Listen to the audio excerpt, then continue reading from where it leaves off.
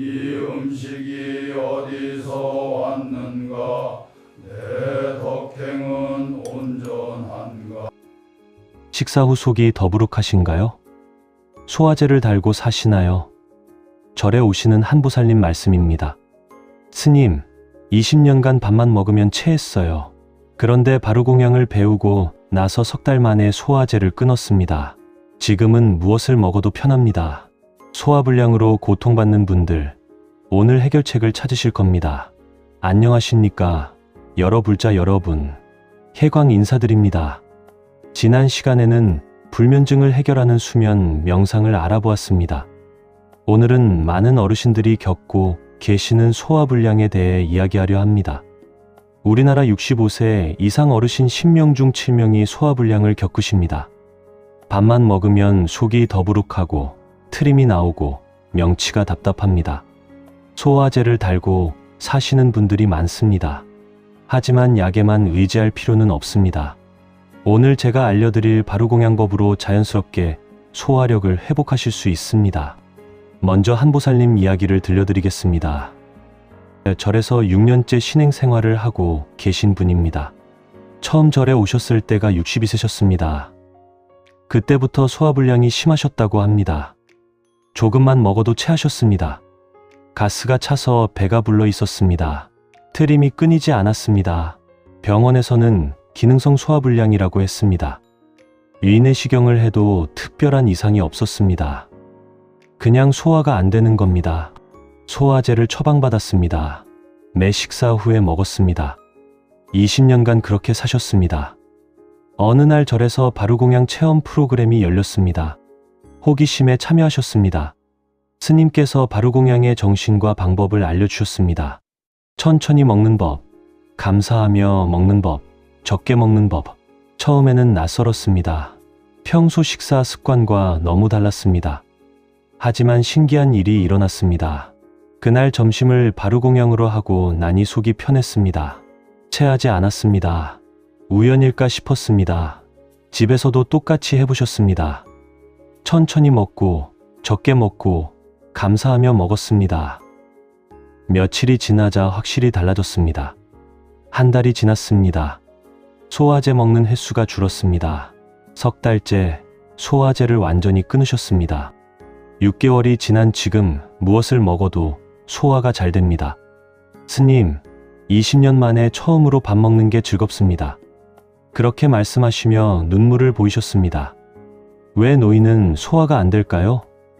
의학적으로 설명드리겠습니다. 첫째, 위장 운동이 느려집니다. 나이가 들면 위장을 움직이는 근육이 약해집니다. 음식이 위에서 천천히 내려갑니다. 오래 머물러 있으니 더부룩합니다. 둘째, 소화 효소가 줄어듭니다. 음식을 분해하는 효소가 나이와 함께 감소합니다. 탄수화물, 단백질, 지방을 제대로 분해하지 못합니다. 소화가 덜 된 음식이 장으로 내려갑니다. 셋째, 침 분비가 감소합니다. 침에는 소화 효소가 들어 있습니다. 나이가 들면 침샘 기능이 떨어집니다. 입에서부터 소화가 제대로 안 됩니다. 넷째, 씹는 힘이 약해집니다. 이가 약하거나 틀니를 하십니다. 음식을 제대로 씹지 못합니다. 큰 덩어리로 삼킵니다. 위에 부담이 갑니다. 다섯째, 약의 부작용입니다. 고혈압약, 당뇨약, 진통제, 많은 약들이 위장에 영향을 줍니다. 소화 기능을 떨어뜨립니다. 여섯째, 스트레스와 긴장입니다. 걱정이 많고 마음이 불안하면 위장도 긴장합니다. 소화가 잘 안 됩니다. 심리 상태가 소화에 큰 영향을 줍니다. 바루공양이 왜 소화에 좋을까요? 바루공양은 2500년 전 부처님 시대부터 내려온 식사법입니다. 단순히 밥을 먹는 게 아닙니다. 수행입니다. 명상입니다. 감사입니다. 첫째, 천천히 먹게 됩니다. 바루공양은 서두르지 않습니다. 한 숟가락 한 숟가락 천천히 먹습니다. 음식을 입에 넣으면 수저를 내려놓습니다. 30번 이상 씹습니다. 그러면 침이 많이 나옵니다. 소화가 입에서부터 시작됩니다.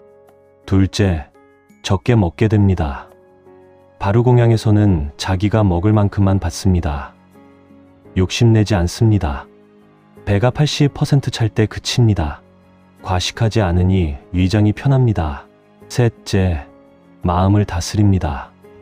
바루공양 전에 오관계를 외웁니다. 이 음식이 어디서 왔는가? 내 덕행으로 받기 부끄럽네.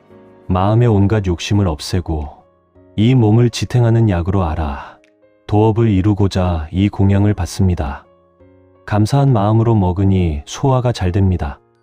넷째, 규칙적으로 먹습니다. 바루공양은 정해진 시간에 합니다. 아침, 점심 같은 시간에 먹습니다.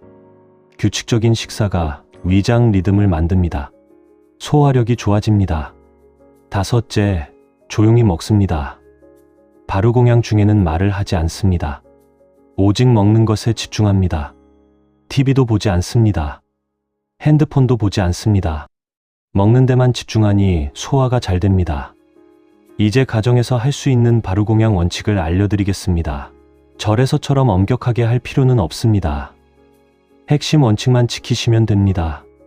첫 번째 원칙, 식사 전 감사입니다. 밥상 앞에 앉으면 잠시 눈을 감으세요. 이 음식이 나에게 오기까지 얼마나 많은 손길이 있었는지 생각하세요. 농부의 땀, 요리하신 분의 정성, 하늘과 땅의 은혜, 감사한 마음이 생기면 천천히 눈을 뜨세요. 그리고 식사를 시작하세요. 두 번째 원칙, 적게 담습니다. 밥그릇은 작은 것을 사용하세요. 큰 접시에 담으면 많이 먹게 됩니다. 작은 그릇에 담으면 적당히 먹게 됩니다. 밥은 작은 공기에 8알만 담으세요. 국은 작은 사발에 반만 담으세요. 반찬도 조금씩만 담으세요. 세 번째 원칙, 천천히 씹습니다. 음식을 입에 넣으면 수저를 내려놓으세요.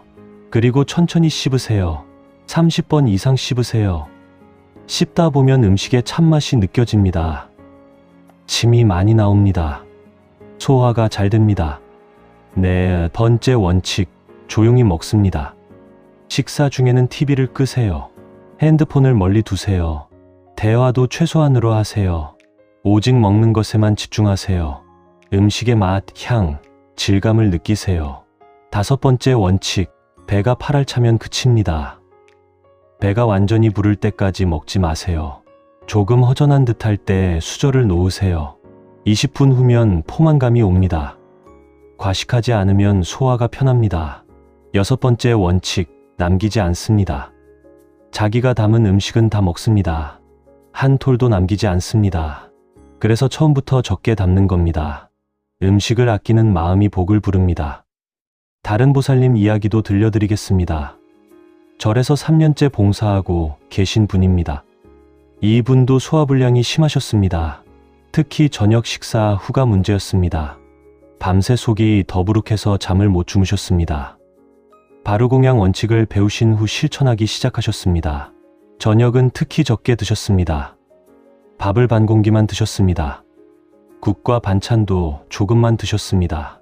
그리고 천천히 씹으며 드셨습니다. 식사 시간이 40분으로 늘어났습니다. 변화가 왔습니다. 2주일 만에 밤에 편안해졌습니다. 한 달째 저녁 식사 후 산책도 할 수 있었습니다. 석 달째 소화제를 거의 먹지 않게 됐습니다. 지금은 가족들과 외식을 해도 괜찮습니다. 천천히 적게 먹으면 무엇을 먹어도 소화가 됩니다. 또 다른 분은 아침 소화불량이 심하셨습니다. 젊었을 때부터 아침을 거르는 습관이 있으셨습니다. 70이 넘어서는 아침을 먹으면 꼭 체했습니다. 그래서 아예 안 드셨습니다. 하지만 힘이 없고 오전 내내 피곤했습니다. 스님께 상담을 드렸습니다. 스님은 아침을 꼭 드시라고 하셨습니다. 단 아주 적게, 아주 천천히 드시라고 하셨습니다. 죽을 추천하셨습니다. 죽 반 그릇에 김치 조금, 30분 동안 천천히 드시라고 하셨습니다. 실천하셨습니다. 처음에는 반 그릇도 힘들었습니다. 하지만 천천히 씹으니 먹을 만했습니다. 2주일째 몸이 가벼워졌습니다.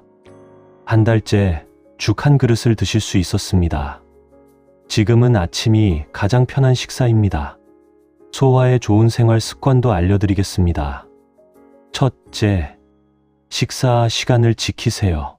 아침 7시, 점심 12시, 저녁 6시. 매일 같은 시간에 드세요. 위장이 리듬을 갖게 됩니다. 둘째, 저녁은 일찍 가볍게 드세요. 자기 3시간 전에 저녁을 드세요. 저녁 6시에 드시고 9시에 주무시면 좋습니다. 저녁은 특히 적게 드세요. 셋째, 식후 바로 눕지 마세요. 식사 후 20분은 앉아 계시거나 가볍게 걸으세요. 바로 눕거나 앉으면 소화가 안 됩니다.